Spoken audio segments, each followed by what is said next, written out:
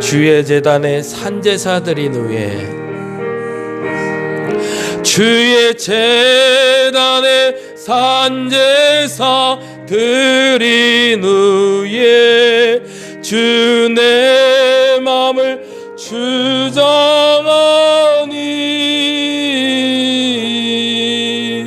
주의 뜻을 따라 그와 동행하면 영생 복락을 누리. 한 번 더 고백합니다. 주의 제단에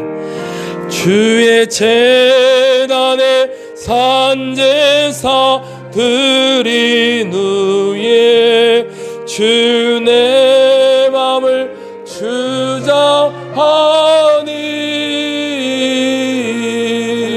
주의 뜻을 따라 그와 동행하면 영생 복락을 누리겠네.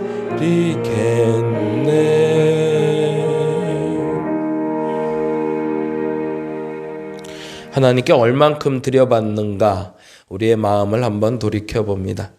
나의 모든 것을 주님께 드리겠다고 각오해 본 적이 있는가? 나의 모든 것이 주 앞에 드려졌을 때 어떤 일이 벌어질지를 묵상한 적이 있는가? 하나님, 그 묵상의 깊이에 따라서 저들에게 갚아 주시옵소서. 하나님께 헌신하기 원합니다. 하나님의 일을 하길 원합니다. 이왕이면 그 일을 즐겁게 하길 원합니다. 내 몸과 내 마음, 내 중심 주님께 온전히 드릴 수 있는 시간 되게 하여 주옵시고, 하나님 이번 한 주간이 내게는 새로워지는 시간 되게 하시고, 내게는 거듭나는 시간 되게 하시고, 내게는 깨닫는 시간 되게 하여 주시옵소서. 오직 주님께만 집중하게 하여 주옵시고, 오직 주님께만 집중하게 하여 주옵시고, 주께서 내게 말씀하시는 음성에 귀 기울이고 응답하고 결단하게 하여 주옵소서. 무엇보다도 주 성령이여 임하여 주시옵소서. 주 성령이여 임하여 주시옵소서. 감사합니다. 고마우신 예수님 이름으로 기도드렸습니다. 아멘, 아멘. 오늘 말씀 사도행전 말씀 봅니다. 사도행전 8장 1절에서 8절까지.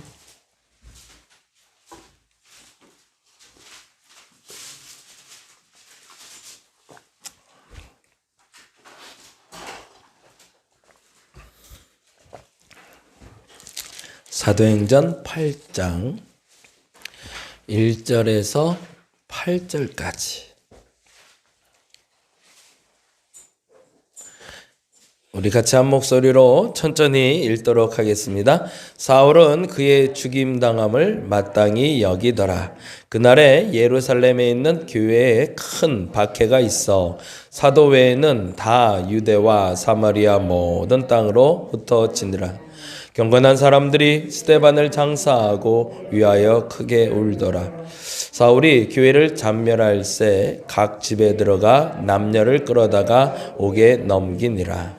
그 흩어진 사람들이 두루다니며 복음의 말씀을 전할새 빌립이 사마리아 성에 내려가 그리스도를 백성에게 전파하니 빌립의 말도 듣고 표적도 보고 한 마음으로 그가 하는 말을 따르더라.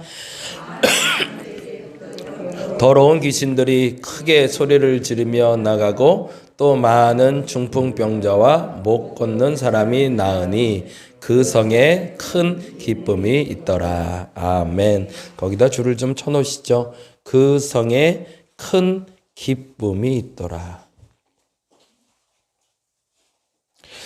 세 가지의 크다라는 단어가 나오고 있어요. 보시면은 8장 1절에 그날에 예루살렘에 있는 교회에 큰 박해가 있어 라고 되어 있고요. 그리고 2절에 경건한 사람들이 스데반을 장사하고 위하여 크게 울더라 라고 되어 있고요.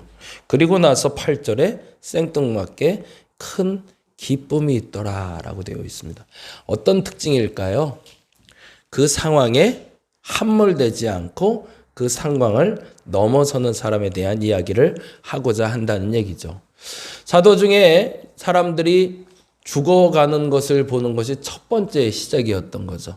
스데반이라는 사람이 예수의 복음을 전하다가 세상을 떠나게 돼요. 근데 지난번에도 말씀드렸지만 스데반이 전했던 복음엔 한 가지 한계가 그들에게 있었던 거죠. 유대인들이 알고 있었던 생각과는 다른 성경에 대한 해석이었던 거죠.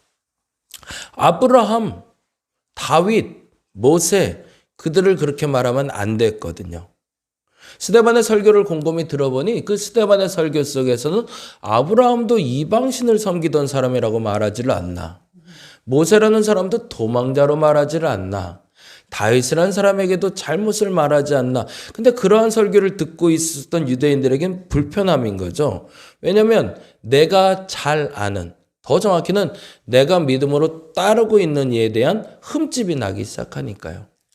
그래서 그것 때문에 불편함을 느꼈던 사람들은 그들의 손에 돌을 들고 결국엔 스데반을 죽이게 됩니다.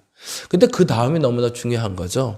그 슬픔을 당했던 복음을 든 사람들은 어떻게 했는가라는 거죠. 보통 이런 일이 벌어지면 우리는 낙심한다라는 표현을 써요. 낙심이라는 단어가 참 재밌죠. 마음을 바닥에 떨어뜨리는 거죠. 아주 작은 일에도 우리는 낙심을 합니다. 그리고 나서 하는 일은 뭘까요? 매우 중요한데요. 거기다 적어주세요. 하던 일을 멈추다. 큰 기쁨이 있더다. 저게 옆에다 적어주세요. 하던 일을 멈추다. 안타깝지만 사람들은 낙심이라는 상황을 만나게 되면 그때부터 하는 일은 뭐냐면 내게 가장 중요하게 생각하던 일을 멈추기 시작합니다. 애들이 열심히 공부해요. 지금 우리 애가 고등학교 가더니 달라졌어요. 어제도 10시까지 열심히 공부하고 들어왔고 우리 큰애도 이제 어제부터 또 공부한다고 앉아있고 작은 애도 앉아있고 아주 보기 좋아 죽겠어요. 근데 문제가 있어요. 이게 지속돼야 되는데 이걸 지속하는 시험은 뭘까요? 얘들이 10시까지 11시까지 밤새서 공부했어. 그 다음에 무슨 일이 벌어져야 돼요? 결과가 좋아야 돼요. 죽으라고 공부했는데 그 다음날 빵점 맞았어요. 30점 맞았어요. 그럼 다음날 어떻게 할까요? 안 해요. 죽어도 안 해요. 그날은 놀아야 돼요. 그날은 딴짓 해야 돼요. 근데 그날 뭐 해야 되는 날이에요? 그날도 공부해야 되는 날이거든요. 근데 신앙생활은 더 우스워요. 신앙생활은요, 아주 작은 낙심만 와도요, 아주 그 작은 낙심이 나를 가장 본질적인 것을 멈추게 만들어요. 여러분 곰곰이 생각해 보세요. 언제 시험 들었나? 낙심이 나를 시험 들게 한 게 아니었어요. 낙심해서 하던 일을 멈춘 게 나를 시험 들게 한 거죠. 낙심할 만한 환경, 환란의 환경이 왔을 때도 기도했던 사람은 넘어가더라는 거예요. 낙심할 환경이 왔고 어려운 환경이 왔는데도 말씀을 붙잡고 있는 사람들은 넘어가더라는 거예요. 근데 안타깝게도 그걸 하지 않는 사람들은 어떤 일이 벌어지는 거예요? 큰 슬픔에만 빠져 있는 거죠. 그 일이 오늘 복음처럼 우리에게 8장에서 들려주고 있습니다. 저와 여러분에게 이 고난주간을 넘어설 때 이 환난과 역경이라는 단어가 나올 때 여러분이 그 환난과 낙심에 집중하지 마시고 내가 그럼에도 불구하고 지금 내가 해야 될 일을 멈추지 않으리라는 결단하는 여러분 되시기 바랍니다. 그래도 기도해야 되는 거예요. 그래서 기도해야 되는 거예요. 어저께 집회를 갔다 왔어요. 여러분 기도회 전 너무 잘 갔다 왔는데 어제는 진짜 몹시 몸이 안 좋더라고요. 그래서 어제는 염려가 좀 됐어요. 왜냐하면 말을 못 하겠는 거예요. 기침이 계속 나와서. 그래서 이거 집회를 할 수 있나? 근데 진짜 은혜인 게 지금도 말하면서 기침을 안 하잖아요. 그것도 신기해요. 여기만 내려가면 기침을 하는데. 근데 어제 같이 거기 담임 목사님하고 식사를 하는데 담임 목사님 보기에도 안쓰러웠나 봐요. 사람 몸이. 밥을 좀 일찍 먹었어요. 제가 좀 일찍 늦을까 봐 일찍 도착도 했고 그때 한 5시에 저녁을 먹었어요. 그러고 나니까 한 5시 반 됐는데 7시 반이 집회거든요. 근데 목사님이 그러더라고요. 아무래도 안 되겠어요. 저 방에 가서 좀 누워있다 오라고. 그래서 좀 잠깐 잠 좀 자고 와서 이제 말씀 전하고 왔어요. 근데 이제 그 얘기를 하려는 게 아니고 목사님 얘기를 들었는데 제적교인이 원래 1000명이었대요. 근데 큰 일이 2개가 있었어요. 첫 번째는 교회 세신 문제였어요. 담임 목사님은 굉장히 한샘교회 임원구 목사님 같은 분이셨어요. 쥐락펴락해요. 정말 자기 손가락 안에서 다 움직여야 되는 교회였던 거예요. 근데도 교인들이 살아 있었던 거죠. 세습을 반대를 했어요. 그래서 그것 때문에 교회가 반토막이 났어요. 1000에서 반이면 어떻게 돼요? 500 됐어요. 네, 그러면 그 500은 탄탄할까요? 아니요. 낙심이 찾아오면 뭘 멈춘다고요? 하던 일을 멈춰요. 그러니까 기도를 안 해요. 기도 안 하니까 뭐 하죠? 시험 들죠. 자연스럽게 떨어져 나간 500, 남아있는 사람은 떨어져 나간 사람 때문에 시험 들죠. 그리고 새로 왔는데 담임 목사님이 담임 목사를 못 받게 막아버리시는 거예요. 내 아들이 안 들어갔는데 어떤 놈이 들어와 라는 거죠. 감히 내 교회에. 그래서 결국엔 감리교는 그래서 그런 제도가 있어요. 성도들하고 담임 목사하고 분란이 해서 담임 목사를 안 받으면 직권 파송이라는 게 있어요. 그게 감리교의 무서운 제도인데 너도 안 받고 너도 안 받을 생각이야? 그러면 내가 받으라 하는 사람 받아. 그리고 아무나 보내줘요. 그러면 그 사람을 무조건 받아야 돼요. 그래서 한 분이 운 좋게 그 교회를 왔어요. 근데 참 운 나쁘게 안 좋은 분이 왔어요. 그래서 또 반토막을 내놨어요. 그래서 200명도 안 모이는 교인들이 돼버리고 말았어요. 우리 입장에서 200명 되면 와 부흥이에요. 근데 그들 입장에서는 바닥을 치고 있는 거죠. 근데 그러던 차에 제 친구가 담임 목사님이신데 그분이 부임을 한 거예요. 왔더니 참 비참하더래요. 뭐부터 해야 될지 모르겠고. 그럼 뭐 해야 돼요? 낙심됐잖아요. 그러면 하던 일을 멈추지 말아야죠. 그리고 기도하기 시작했대요. 그랬더니 처음에 딱 담임 목사 부임한다 그러면 좀 많이 와줘야 되잖아요. 어떤 인간 와 있나 한번 보고도 싶고. 근데 180명 왔더래요. 그 와중에도 또 떨어져 나간 거죠. 그랬는데 감사하게 이분이 와서 찬찬히 아무것도 안 했더라고요. 보니까요. 강대상도 정말 옛날 강대상. 제가 스크린에 프로젝트를 이렇게 띄웠는데 프로젝터가 너무 안 좋아서 화면이 잘 안 보여. 내가 읽어줘야 될 정도로. 물건엔 전혀 신경을 안 쓴 거예요. 그냥 정말로 말씀하고 기도에만 전무했던. 근데 재미난 건 사람이 모이더라는 거죠. 다시 돌아오더라는 거죠. 스물스물 다시 모여서 기도하기 시작하더라는 거죠. 그래서 한 300명까지 지금은 회복이 됐어요. 얼마나 감사한지 몰라요. 우리에게 슬픔이라는 단어가, 어려움이라는 단어가 찾아옵니다. 근데 그때 잘 생각하세요. 그 어려움이 나를 쓰러뜨리는 게 아니에요. 절대 그런 적 없어요. 그 어려움 때문에 하던 일을 멈추는 게 나를 쓰러뜨리는 거예요. 저와 여러분에게는 단 한 가지, 그래서 이제 앞으로 저는 그렇게 얘기할 겁니다. 우리 교회에서 목회하면서 여러분에게 누가 저에게 시험 들었다고 그러면 대부분 그거부터 물어볼 거예요. 뭐 때문에 시험 들었어요? 라고 안 물어볼 거예요. 뭐라고 물어볼까요? 기도하세요? 라고 물어볼 거예요. 말씀 계속 보고 계세요? 죄송하지만 100% 거기서 걸리실 겁니다. 낙심되면 기도 멈춰요. 낙심되면 성경 안 봐요. 원래 하던 것도 안 하고요. 그리고 원래 안 했기 때문에 또 안 해요. 그러면 시험 들어요. 절대 그러지 마시고 이번 기간을 통해서 여러분이 이 큰 슬픔이라 여겨진 것뿐만 아니라 작은 소소한 환난과 어려움과 시험에서도 극복할 수 있는 기초를 탄탄히 살 수 있는 오늘 한날 되시길 바랍니다. 그러면 무엇이 빌립을 통해서 사마리아를 변화시켰는가가 중요하겠죠. 이 얘기 잠깐 하고 마무리할게요. 첫 번째 8장 9절 말씀인데요. 같이 한번 읽어봅니다. 8장 9절 읽어봅니다. 그 성에 시몬이라는 사람이 전부터 있어 마술을 행하여 사마리아 백성을 놀라게 하며 자칭 큰 자라. 첫 번째 시몬의 동그라미 해놓을게요.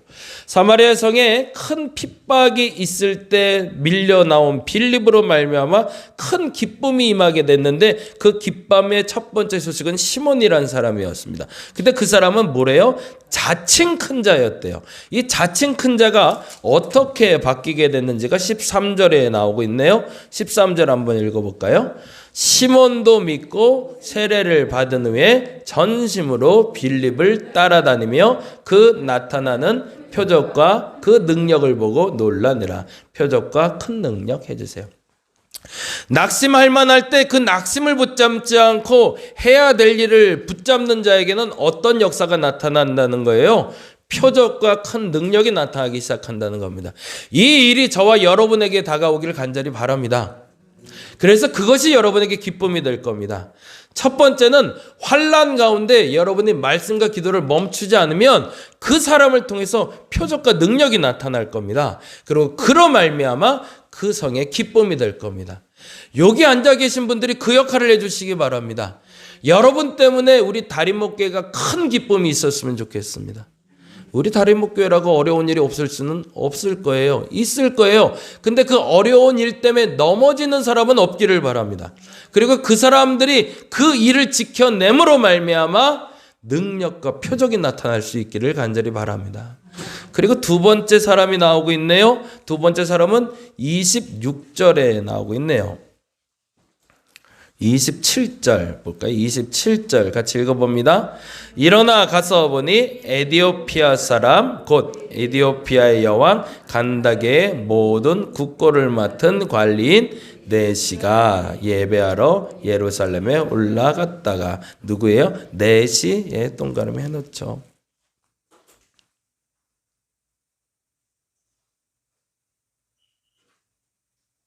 이 사람은 어떻게 하나님을 만날 수 있었는지가 32절에 나왔습니다. 32절 같이 한번 읽어볼까요?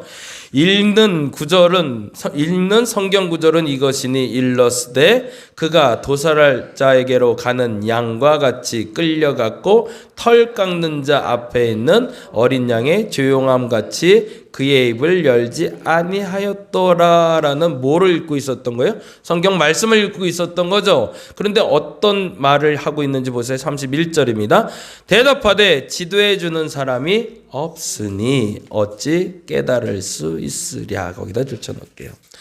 두 번째, 뭐가 멈추지 않았던 거죠? 빌립에게 말씀이 멈추지 않았던 거죠. 그리고 그 말씀을 가르치는 일을 멈추지 않았던 거죠. 그리고 그 말씀이 어떤 일을 벌이게 했어요? 에디오피아 네시가 복음을 받아들이게 하는 역사가 나타납니다. 오늘 이 시간에 이 두 가지를 놓고 여러분이 기도할 수 있기를 간절히 바랍니다. 첫 번째는 환난 중에 낙심하지 말자가 아니라 환난 중에 낙심되더라도 해야 할 일을 행하자. 절대 멈추지 마시기 바랍니다. 기도가 멈추면 시험에 드는 것이 아니라 바닥으로 떨어집니다. 말씀 읽기를 멈추면 바닥으로 떨어집니다. 그런데 거꾸로 말씀을 읽기와 기도하기가 멈추지 않으면 표적과 능력이 나타날 겁니다. 나로 말미암아 내가 멈추지 않는 그 말씀과 기도의 능력으로 표적과 큰 능력이 나타나게 하옵소서라고 여러분이 선포하며 기도하시기 바랍니다.